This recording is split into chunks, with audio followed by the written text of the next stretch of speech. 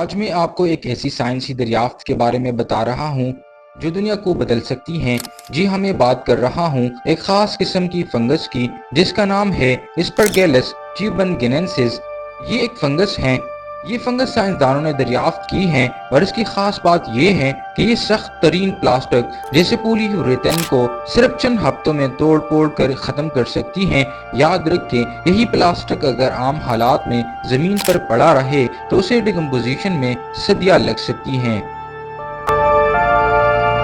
آئیے دوستو جانتے ہیں کہ یہ کیسے کام کرتے ہیں۔ اسپرگیلس ٹیوبنگینسس ایسے انزائمز خارج کرتے ہیں جو پلاسٹک کے بڑے بڑے مالیکیولز کو توڑ کر چھوٹے چھوٹے بے ضرر مادوں میں تبدیل کر دیتے ہیں۔ یہ فنگس پلاسٹک کو قدرتی طریقے سے ختم کر دیتی ہیں۔ فنگس کے ذریعے صفائی کے اس عمل کو مائکرو ریمیڈیشن کہا جاتا ہے، یعنی فنگس کے ذریعے سے زمین یا ماحول کی صفائی۔